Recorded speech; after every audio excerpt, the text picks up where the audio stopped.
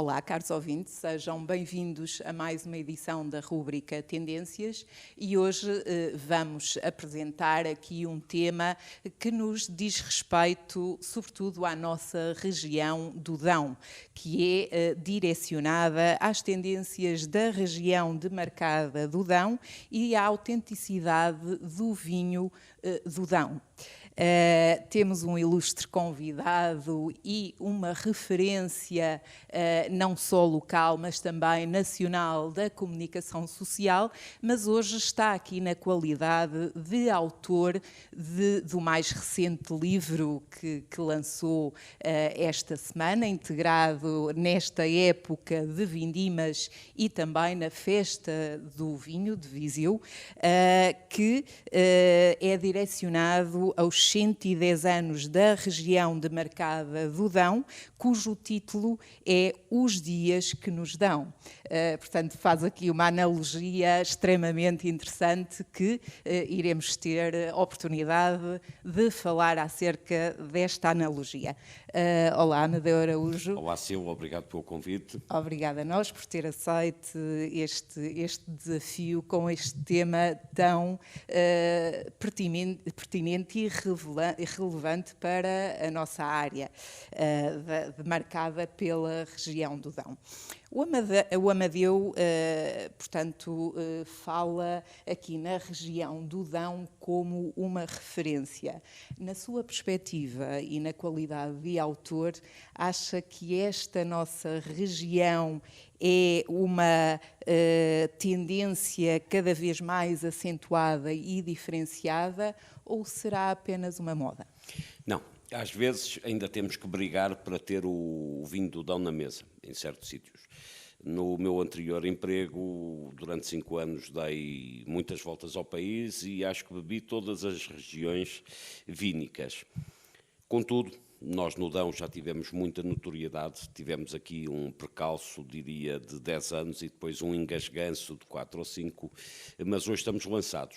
Estamos lançados porque são, de facto, uns vinhos extraordinários. Não quer dizer que este seja melhor do que os do Algarve, ou melhor do que os de Trás-os-Montes, ou do Tejo, ou da Beira Interior. Provavelmente estou a esquecer alguma região, mas são diferentes. São diferentes porque eu costumo dizer uma palavra que os viticultores não gostam muito porque lhes põe a cabeça a ferver, que são rudes, isto é, são austeros. Não são aquelas coisas redondas que nos sabem sempre iguais. E há, de facto, vinhos que nos sobressaltam, feitos aqui no Dão, alguns em pequenas tiragens, há de 700 garrafas, e eu, por exemplo, até fui lá ver essa paisagem, e é uma paisagem soberba. Eu, por exemplo, conheço um vinho do Dão, que não vou dizer qual é, senão ganhava inimigos, que é um vinho que à porta da adega custa 4€. Só pela viagem vale a pena. E quando nós provamos esses vinhos, quando fugimos do anátema que ainda carregamos, da quantidade de vinhos mais carregados, quando nós fugimos dessa dança useira e às vezes até veseira, quando nós nos esquecemos e provamos os vinhos do Dão, somos surpreendidos. Isto podia ser um devaneio de um tipo que está apaixonado pela região. Só que não é, porque quando há provas cegas, quando não sabemos o que estamos a beber, qual a origem, conseguimos provar, há narizes apurados. Surpreendentemente, o Dão costuma ficar nos lugares cimeiros. Isso deve-nos levar a pensar que, às vezes, a melhor galinha não é a do vizinho, é a que temos em nossa casa. Portanto, eu diria que, cada vez mais, o Dão tenderá a afirmar-se, sem sombra de dúvida. Bem, portanto, o Amadeu, na perspectiva de provador, consegue diferenciar, como referiu, às provas cegas, o vinho do Dão.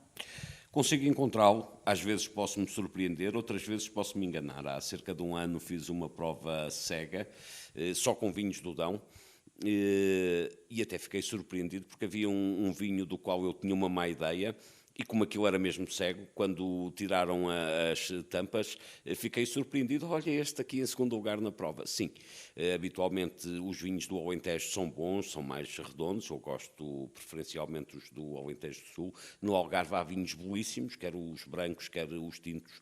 Mas cuidado, se calhar ficamos só com um copo ou dois, e já tem que ser uma refeição muito substancial. Esta semana, no jantar dos 110 anos no Porto, bebi verdes fantásticos. Na beira interior estão a fazer também vinhos muito bons. Em Trás-os-Montes, em Vinhais, há um produtor que tem um vinho fantástico. Quando é o tempo fresco, adoro aqueles de Setúbal, da Península de Setúbal, os do próprio Tejo, embora tenham feito aí um disparate com a demarcação da região, e onde depois tem dificuldades em encontrar o Tejo no mapa, porque vem de Lisboa praticamente até Pombal, os da Bairrada, aqui ao lado, e conseguimos identificá-los, na minha experiência. Bem sei que há quem sinta noz moscada, café, baunilhas, madeiras nos vinhos, mas conseguimos encontrá-los, porque o vinho do Dão não é um vinho redondo, é um vinho que nos faz cócegas, que nos faz ali lembranças, que tem muita mineralidade, tem muito terroir, como dizem os entendidos, tem muita origem da terra, e habitualmente será um vinho menos macio. E aí consegue-se identificar. Isto nos tintos. Eu não sou grande fã da Touriga, bem sei que é uma moda, mas não acredito que esse seja o meu caminho. Será o dos consumidores, porque a Touriga é um sucesso. Falam muito também do encruzado, mas eu gostava que as pessoas, por exemplo, provassem um Tinta Pinheira, que chamam Rofete. A Adega Cooperativa de Nova do Castelo faz um desse, e é um valentão, que provassem um branco com cercial. O Carlos Lucas, da Magnum, faz isso. Ou que provassem uma coisa, uma francesice, um Pinot Noir, que faz a Quinta da Alameda. Talvez que se bebesse um pouco vinhos mais da zona da Oliveira do Hospital, que também são já da dita montanha. Os brancos também são muito mineralizados. Gouveia tem belíssimos vinhos, e o extraordinário desta região, acho que elas são 7 sub-regiões, é que nós conseguimos andar aqui à volta e provar vinhos bons. Lagarde de Areia, Mangualde, por exemplo. A Quinta da Taboadela já teve bons vinhos, agora já estão a vindimar este ano, foi recentemente comprada. E os nossos vinhos conseguem-se seguramente diferenciar. Não é preciso beber um copo de vinho todos os dias, não é preciso tirar um curso de provador, é uma questão de termos o olfacto atento. Uns são mais ligeiros, outros são mais pesados, uns são mais carrascões na cor, outros são mais translúcidos, mas mesmo um bebedor social ou um bebedolas, se me permite a expressão, consegue diferenciá-los, e de futuro vamos ter estes dãos. Isto nota-se muito, Sila, na restauração. Eu costumo contar esta história, que para mim é exemplar. Eu estava a trabalhar na Praia Grande, e os meus cigarros, que são difíceis de encontrar, vendiam-se em frente aos bombeiros de Almoçagem. E eu, 8 da manhã, 7h30, já estava lá a tomar um expresso e a comprar os cigarros. E um dia pergunto ao tipo: onde é que eu consigo almoçar? Olha, aqui embaixo ou no outro a seguir. E quando chego ao outro a seguir, amigo, estou em casa. Então, só vejo vinho do Dão. E tive que fazer uma birra para me trazerem oculares, que eu bebo local e como local. E já se acentuava isso. Hoje em dia, na restauração, mesmo na pequena restauração, ou na restauração sem grandes ambições, o Dão já aparece. E o que é curioso, às vezes aparecemos com um separador próprio, não aparecemos com as outras regiões. Nas grandes superfícies ainda temos um caminho a percorrer. Os winemakers, os fazedores de vinho, usam uma expressão que me causa algumas cócegas, mas que é a expressão perfeita. O Dão tem que se convencer que faz vinhos de boutique. Não conseguimos, teremos meia dúzia de produtores que fazem 300, 400 mil garrafas, uns um pouco mais, outros um pouco menos, mas as minhas duas mãos chegarão para contar esses produtores. E depois temos um tipo que faz aqui 4.000 garrafas, um outro que faz 700, o outro que faz 1.200, e é essa diversidade que torna o Dão generoso. Muito Muito bem, Amadeu. E, de facto, descreveu de forma muito alargada as características que o apaixonam e que é notório na sua conversa. Contudo, a um nível da internacionalização, Amadeu, os nossos vinhos cada vez estão a ser recomendados além fronteiras. Com o seu olhar crítico e valioso, a que é que se deve este sucesso da internacionalização? É uma tendência do mundo moderno nós procurarmos o que é diferente. A questão das massas, já não vamos por aí. E depois há fenómenos que cada um tem. Eu, por exemplo, se me sentar a comer num sítio que não conheça, a primeira coisa que faço é levantar o prato para ver onde é que é feito, é olhar para a palamenta para ver onde é que a faca e o garfo foram fabricados. E nós lá fora estamos a começar a dar cartas, primeiro porque os nossos homens do vinho viajam muito, conheço um que faz São Paulo, Rússia, conheço outro que deu uma volta, começou pela Malásia, China e acabou na Coreia do Sul, já temos alguns a viajar para a Argentina, só que os nossos vinhos não são redondos, são difíceis, um tipo não está a beber uma aguadilha, não está a beber um vinho que tem sempre ali o mesmo padrão, como acontece até em algumas regiões nossas, e de colheita para colheita, de produtor para produtor, conseguem-se notar as nuances e esse caleidoscópio de sabores e de sensações toca cada um no seu ponto. E isso faz, de facto, que o Dão, lá fora, comece a dar cartas. Os números são desta semana. Acho que 40% da produção é exportada. Acho que é este o valor certo, porque é um vinho diferente. Se nós bebermos uma coisa, compramos em supermercados portugueses, se bebermos uma coisa da Nova Zelândia, da Califórnia, do Brasil, até do Chile, daqueles até fáceis que é só desarrolhar e desatarrachar a tampa e deitar no copo e sorver, nós vemos que aquilo é quase como um sumo, está sempre ali a mesma água, os mesmos sabores, os mesmos aromas. Se nós pegarmos num Dão, de uma colheita para a outra, há efetivamente diferenças. E esse é o encanto do Dão. Às vezes, dentro da mesma vinha, de uma parcela para a outra, há diferenças dos vinhos. E é uma coisa curiosa no Dão, que eles já começam a identificar a parcela. Este vem da vinha dali, este vem da vinha da colá, este foi colhido aqui, gostávamos de fazer mais garrafas deste vinho, mas este talhão só dá esta quantidade e nós não queremos lotear.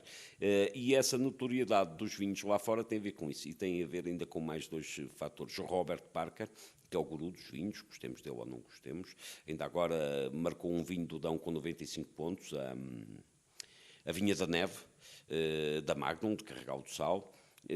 O Passarela, do Paulo Nunes, também está muito bem vaticinado. É uma das 100 adegas mais bonitas do mundo e, de facto, eu, se estivesse na Argentina ou na Nova Zelândia ou na China, gostava de conhecer aquela feitoria do vinho e, portanto, esses nossos enólogos, com o reconhecimento da crítica internacional, estamos a ter grande notoriedade e grande apetência. Lá está. Faltam-nos, às vezes, as quantidades. Mas se nós metermos várias gamas de vinhos e de vários produtores, com certeza conseguimos encher o contentor e enviá-lo. E, portanto, olhe, as pessoas às vezes fazem quilómetros para ir comer uma posta, ou fazem milhares de quilómetros para irem ver uma paisagem, ou fazer surf numa onda, ou fazer um trekking numa montanha. E o vinho tem que ser esse grau, tem que ser essa demanda que vou ali provar este vinho. E eu acho que chegará o tempo, estaremos cá para ver, em que o vinho ainda vai ser comprado na uva e em que vamos ter aqui grandes surpresas, porque quando se começa a propagar o Dão, não há qualquer dúvida que está aqui uma coisa diferente. Mais rude, mais autêntica, mais terra, mais pura. É notório que a nossa região tem aqui uma grande oportunidade de futuro no que diz respeito até mesmo do ponto de vista económico. Sim. Vou ver se não me esqueço do nome, o Tristão Rico, que é um tipo com quem eu fiz 2 refeições esta semana, é também o presidente, embora interino, mas há de ser resolvida essa burocracia, mas para já é o presidente que temos do Instituto do Vinho e da Vinha. E ele largou um número fabuloso relativamente ao Dão. Em cada 100 euros de economia, que esta região do Dão, que se divide por 3 concelhos, exatamente, Viseu, Coimbra e Guarda, por 3 distritos e 16 concelhos, creio eu, em cada 100 euros, 3 euros vêm do vinho. Temos algumas guerras, algumas labutas, nós não podemos encontrar um vinho do Dão a 1,80 €, não paga a rolha, nem a garrafa, muito menos o trabalho e a preocupação. Não gostamos desta conversa, nós consumidores, mas temos que subir um pouco o preço do vinho. Mas agora, em 100 euros, 3% vir do vinho, setor primário, sem pegada ecológica, natural, sem grandes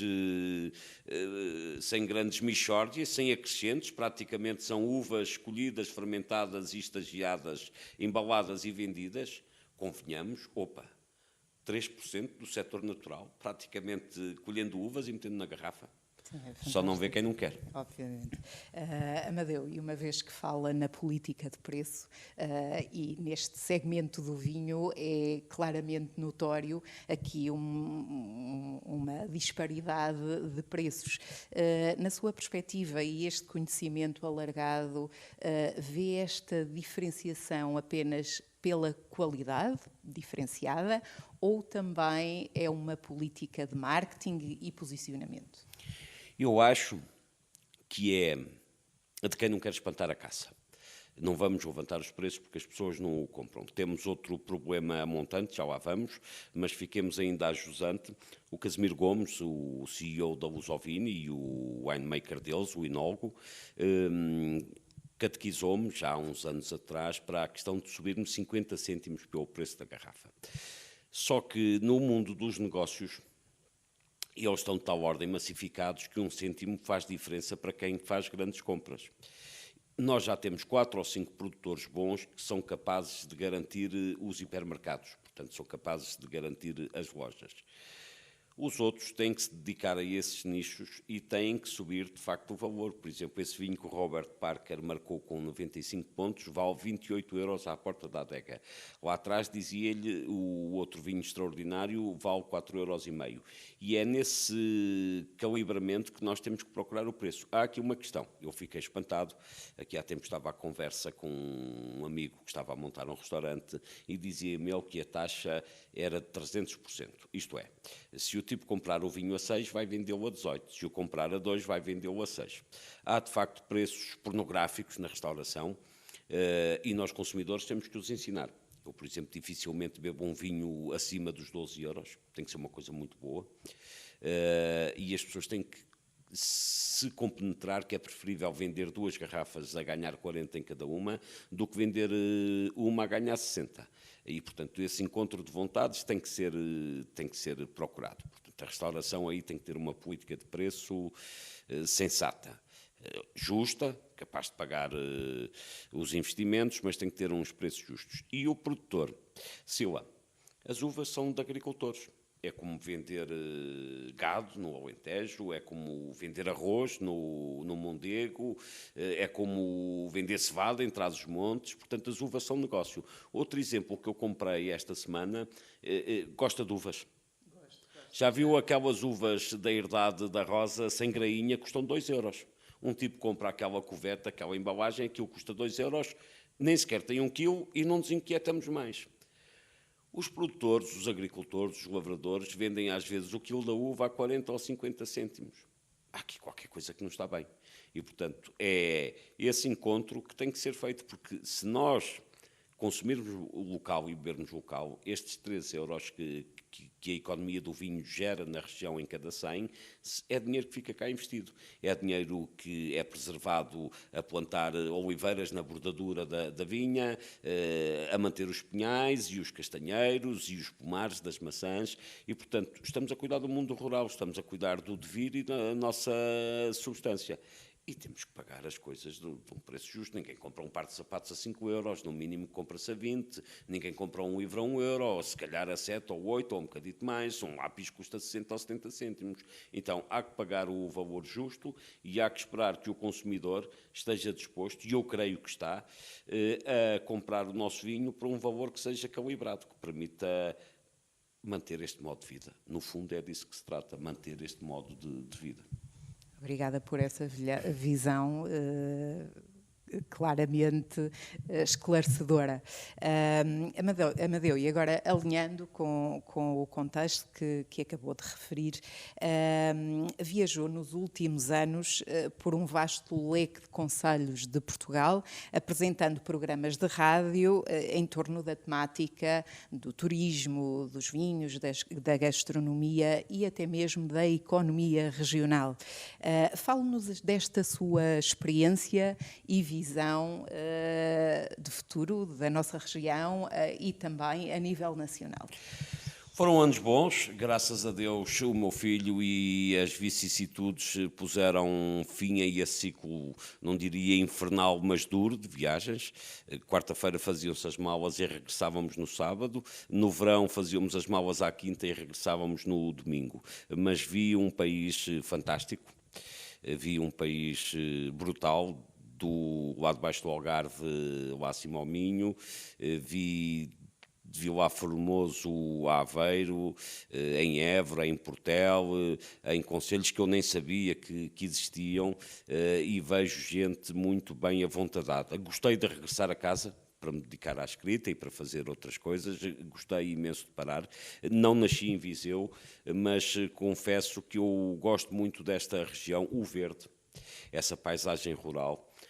Agentes que às vezes podem ser um bocadinho casmurras, mas se nós perdermos tempo, se ganharmos tempo a percebê-las e a falar com elas, ganhamos amigos para a vida. Gostei muito de viajar e de conhecer o país, mas estou a gostar mais de conhecer também o nosso distrito, até o próprio concelho de Viseu.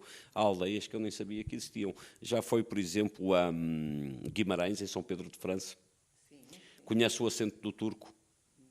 É uma escultura metida lá no meio das pedras. Habitualmente falamos das poldras do rio, mas se formos a Cota, fabuloso, mesmo não saindo aqui pertinho da cidade. O Crasto, as pessoas lembram-se de ir ao Crasto? Sem dúvida, é claramente a expressão viajar dentro, não é? E temos, de facto, a piada está em regressar, fabulosos, não está em ir. Sem dúvida. Amadeu, e agora voltando ao tema do livro, porquê desta analogia, os dias que nos dão? Eu, nesse emprego anterior que tinha, que era de jornalista, mas não gosto muito de falar desse tempo, embora foram tempos felizes, e estão no currículo, veio no LinkedIn. Fiz também algumas coisas aqui à porta de casa e houve uma série de anos seguidos em que eu fazia praias e em setembro regressava sempre para outra andança, tirava ao domingo para passar a fazer ao sábado e começava sempre nelas nos vinhos do Dão. Também conheço e bebo há muitos anos o vinho do Dão e depois comecei a conhecer a região. E o Dão, que é o nome do rio, é também tudo o que nos dão. Os lavradores, os comerciais, os produtores de vinho, as pessoas das aldeias, das cidades, das vilas, é tudo o que nos dão. E gostei imenso do trocadilho, que é disso que se trata, do supetão, porque é o que nos dão, é o que nós estamos a viver, quer dizer, não estamos a pagar, não estamos a exigir, não estamos a fazer fim-capé, dão-nos de generosidade. E o Beiraltino, o homem da Beira Alta, tem de facto esse condão de depois de nos topar, de nos encontrar, de ser um tipo generoso e acabamos sempre com umas cebolas e um naco de pão e um copo de vinho e começamos a falar. Então achei que essa rapaziada me deu isso tudo e é a forma da gente falar do Dão, deixando a Comissão Vitivinícola e os seus 110 anos felizes, e da nossa cabeça também ficar sensatamente, porque isto é tudo dado, está cá para usufruir. É pegar no carro, ir ao Carapito, ou ir à Foz do Dão, ou viajar por Mangualde, ou subir, sei lá, a tantos sítios, para não sairmos da geografia do Dão. Está cá, é dado, é de Borla, a paisagem, pelo menos. O Amadeu, no seu livro, discorre de forma burilada, tal como descreve, a história de 110 anos da região demarcada do Dão e está impregnada na obra, que eu tive a oportunidade de folhear, com uma história fantástica que elenca vários vetores. Na sua perspectiva e com este olhar crítico que o caracteriza, mas extremamente válido, o que é esta história da nossa região? O que é que se pode contar para quem não nos conhece? Sempre produzimos vinho aqui. Há uma dúvida se ele terá vindo de Espanha, se terá vindo através dos peregrinos. Por exemplo, em Penalva do Castelo, há essa questão relativamente ao Jaian, que é uma das muitas castas autorizadas na região. Mas aqui sempre produzimos vinho. Há até as próprias lagaretas, que são uns lagares rudimentares.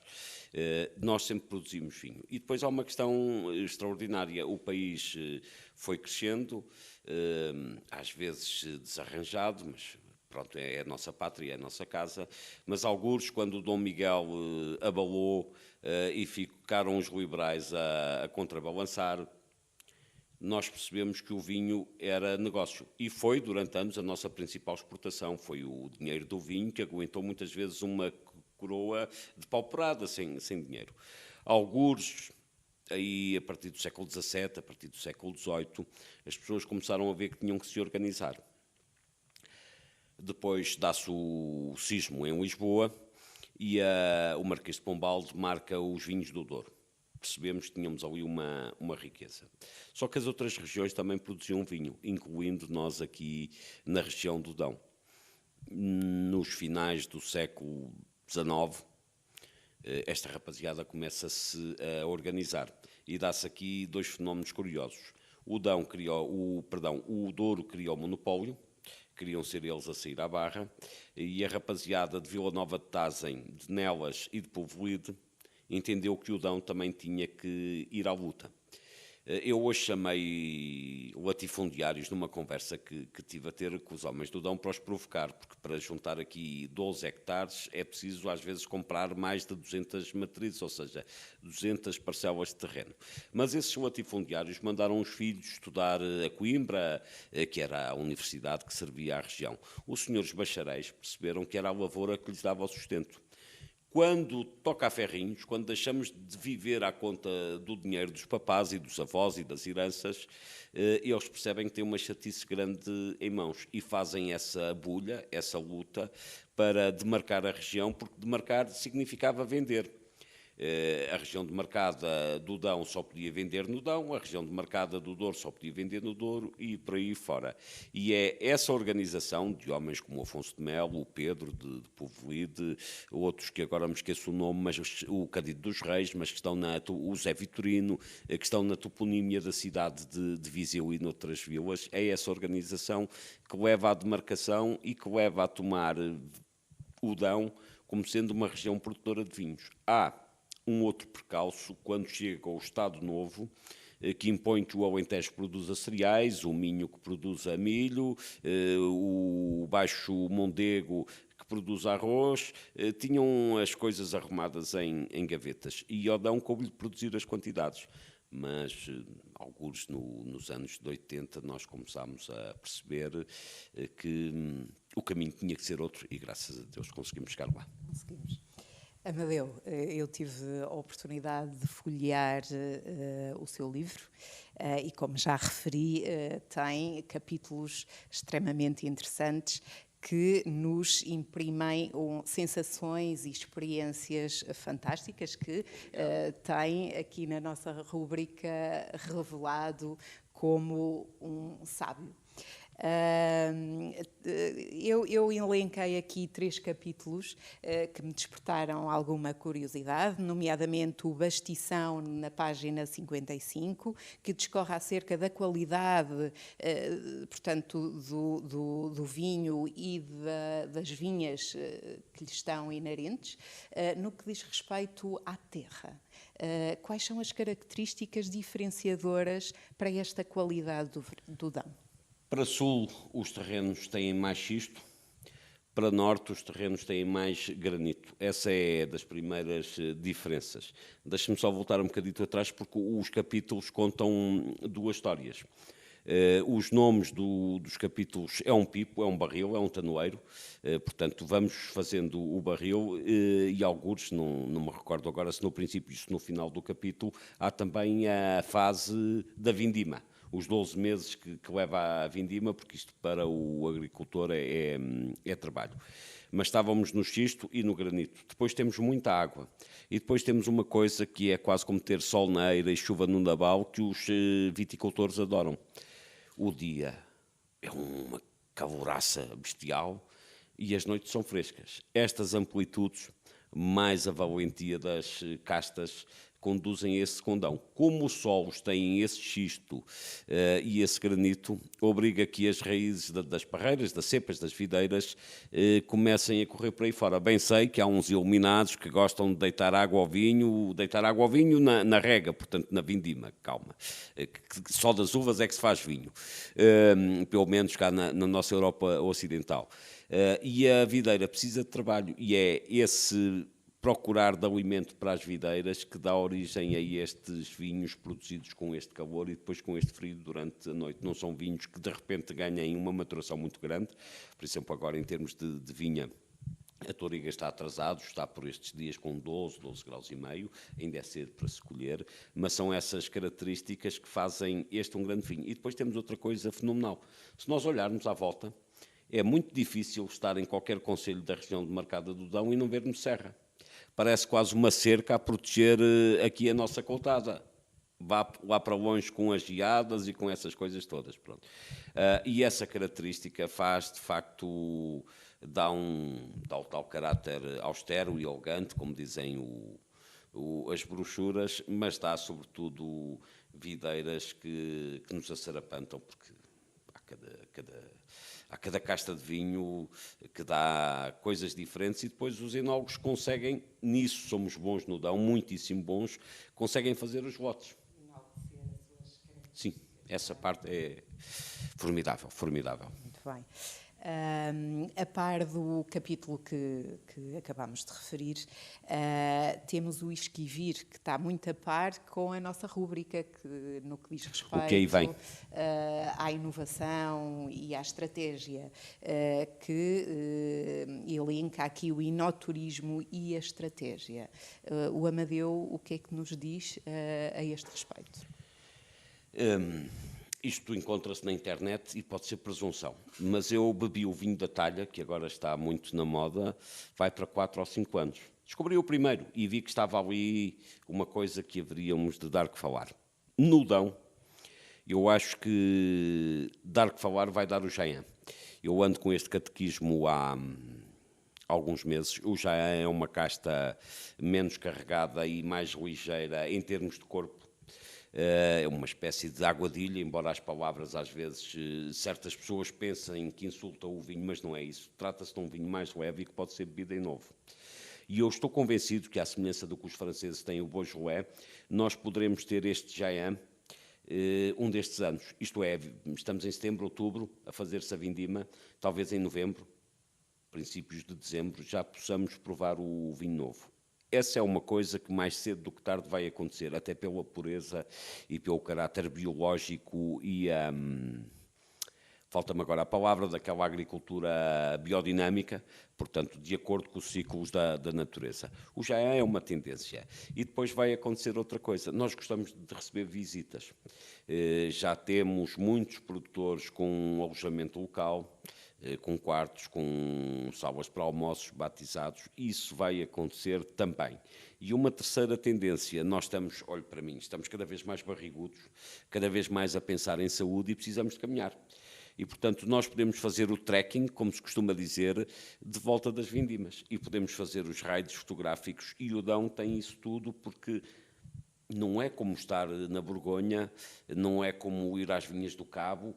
Nós não cansamos o olhar, não há uma coisa monótona, é tudo diferente. Aqui a serra é mais alta, ali o rio corre mais veloz, aqui há mais remansos. Portanto, essas três tendências vão marcar aqui o Dão. E eu falava há bocadito com um amigo que trabalha também em rádios e na imprensa e na comunicação social, e ele dizia-me que os hotéis em Viseu estão cheios porque as pessoas querem vir, de facto, o que é isto do Dão que toda a gente fala. E depois de cá estarem, se lhes der, bom, já se podem comer essas coisas. Se lhes derem um arroz de línguas de bacalhau, ou se lhes derem um assado no forno, um cabrito, ou se fizerem um toucinho, sei lá, tanta petiscaria boa que há aí, as pessoas não querem ir para o outro lado. Sim, sim, sem dúvida, Amadeu. E, portanto, a nossa cidade, este fim de semana, ou melhor, iniciou ontem a festa das vindimas e a nossa cidade vai respirar estas particularidades do vinho do Dão, com vários eventos a decorrer em paralelo para enaltecer esta grande oportunidade e esta mais-valia que o Dão nos oferece. E agora, a título quase de provocatório, para o Amadeu, qual é efetivamente a tendência da região? Voltarmos a uma coisa que maltratámos há uns anos atrás, voltarmos aos brancos, porque durante anos não olhámos para os brancos, há muitos lugares comuns, há muitas certezas e poucas aventuras, e devia ser ao contrário, termos mais aventuras e menos certezas. Vamos voltar aos brancos, que foi uma coisa que já chegámos a amaldiçoar, porque largámos os lugares comuns. Porque é que, se eu estou a comer uma posta grelhada com castanhas, porque é que não posso beber um branco? Traz cá um desses robustos que tem 14 graus e muita untuosidade. Se eu estou a comer um bacalhau ou umas sardinhas, ou se estou a comer uma dourada ou um outro peixe qualquer, porque é que eu não posso beber um tinto?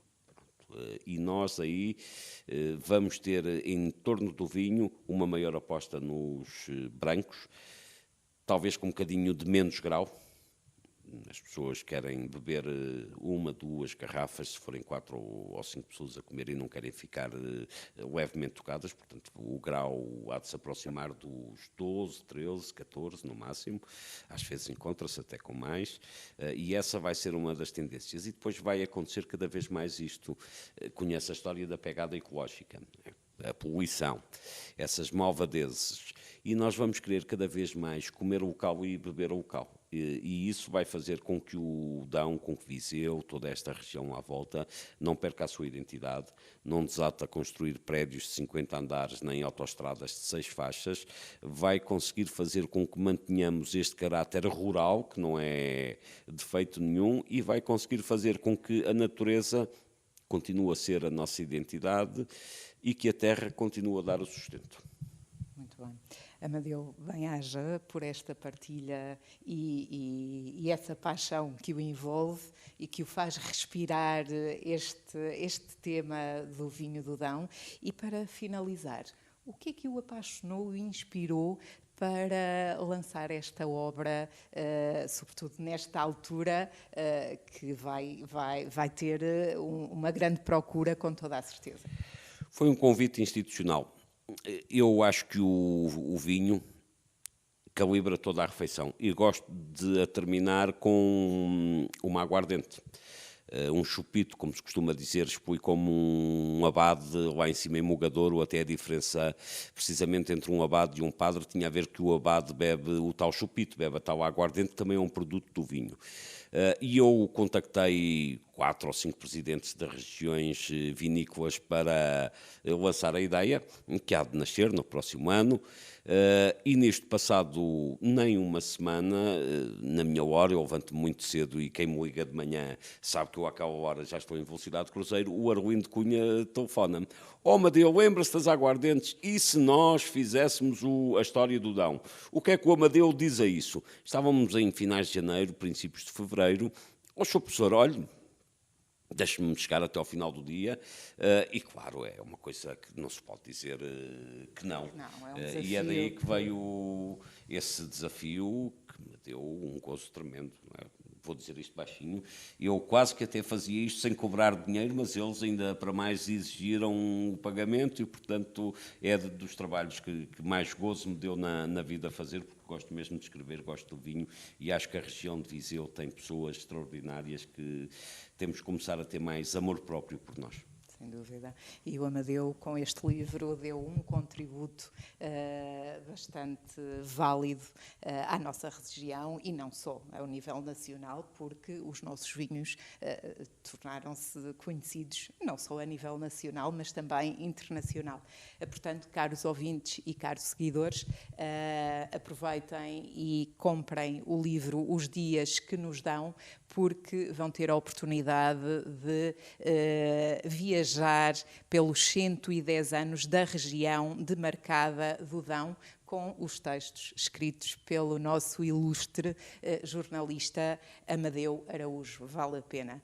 Amadeu, bem-aja, e chegamos ao final da nossa rúbrica e estamos cá este fim de semana para receber todos os turistas que vêm à nossa cidade, sobretudo para conhecer estas dinâmicas e provarem o nosso vinho do Dão, e que nos posiciona de uma forma extremamente interessante no mapa do turismo nacional. Obrigado. Até uma próxima. Muito obrigada. Caros ouvintes, bem-aja por nos acompanharem e terminamos hoje com esta partilha do jornalista Amadeu Araújo e, portanto, acompanhe sempre as tendências porque teremos sempre um tema para lhe apresentar. Bem-aja e até sexta.